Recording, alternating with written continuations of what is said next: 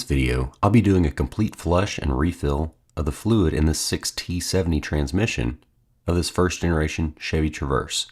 This procedure is also applicable to the 6T75 and 6T80 transmissions in vehicles including the Chevrolet Equinox and Traverse, GMC Acadia and Terrain, Buick Enclave, LaCrosse and Regal, and Cadillac SRX and XTS, although locations and fluid capacities may vary slightly. If you're experiencing transmission issues like slipping, binding, or shifting issues, you may also want to check out my transmission control module pressure switch video repair in the upper right corner. Replacing the TCM pressure switch laminated discs along with a transmission fluid flush will solve several shifting related issues this transmission may have.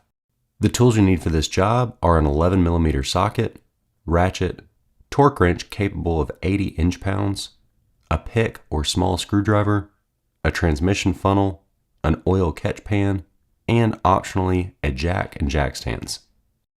I would also recommend finding a large measuring container to measure the amount of fluid you need to add back into the transmission.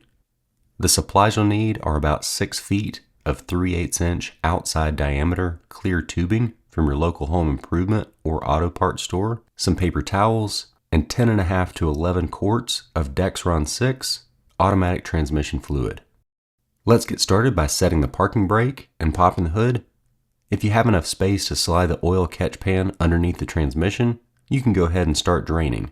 Otherwise, lift the front end with a floor jack and slide some jack stands underneath the frame for safety. Using the 11mm socket, remove the drain plug from the bottom of the transmission and drain the old fluid into the catch pan. After it's finished draining, reinstall the drain plug and torque to 80 inch-pounds. Unfortunately, this is only around half of the fluid, as there is still a good bit left in the torque converter and radiator.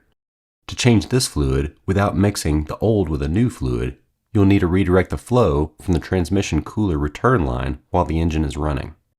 Remove the jack stands and lower the front end of the car back down and move up to the engine bay. Locate the transmission cooler lines going into the radiator on the driver's side.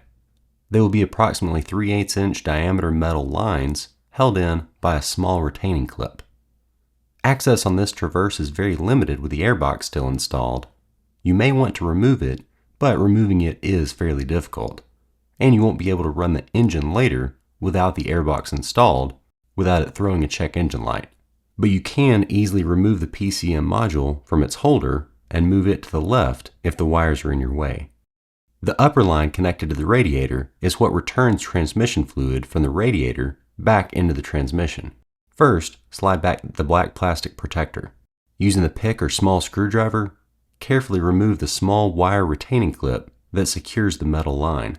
Be careful not to lose this clip as it is very small and may shoot off into the engine bay if you're not holding onto it.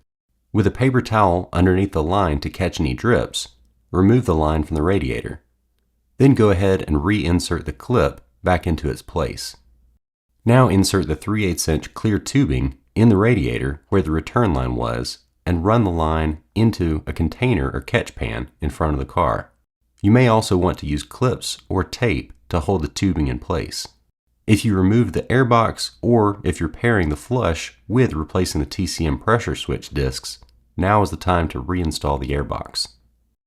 Next, remove the transmission dipstick and insert the transmission funnel.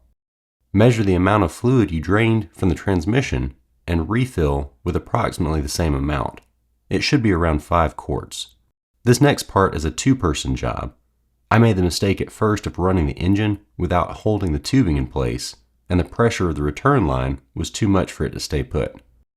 So with one hand holding the tubing to the radiator and another hand with a container of new transmission fluid, have someone crank the engine while you start to pour in the new fluid. The fluid coming through the tubing should be the same color as the used fluid you drained out from the transmission. As the fluid is being pumped out through the tubing, pour in fresh fluid through the funnel to replace it. If it's pumping out too fast, or you need to open a new bottle of fluid, have your assistant turn off the engine while you catch up. Once you notice the fluid change color to match the new fluid you're adding, or you get down to your last quart of transmission fluid, stop the engine. Add any remaining fluid to match the volume you've drained. At this point, erring on the low side is better than overfilling. You won't be able to use the dipstick yet to check the level, as the transmission has to be at operating temperature and the engine running to get an accurate reading. But once you get close to the amount, remove the funnel, insert the dipstick, remove the rubber tubing, and press the metal line back into the radiator until you hear the click of the retaining clip. Make sure that it is firmly seated and not able to come out. Then replace the plastic protector over the port. If you move to the PCM, place it back into its holder before closing the hood and going for a short test drive. You want to try to go through all of the gears if possible, but you also don't want to go for a long drive without verifying the fluid level is within normal range. After warming up the transmission, park on a level surface and leave the engine running. Wipe the transmission dipstick and drop it back in to check the level. The level should be within normal operating range. If it's low, add more fluid a little at a time until it is up to the normal range. The engine should remain running with the transmission in park until you're done adding fluid. I hope this video was helpful. If so, don't forget to click the like button and also subscribe to the channel if you're not already. Also, check out my Traverse playlist for all of my Chevy Traverse related videos.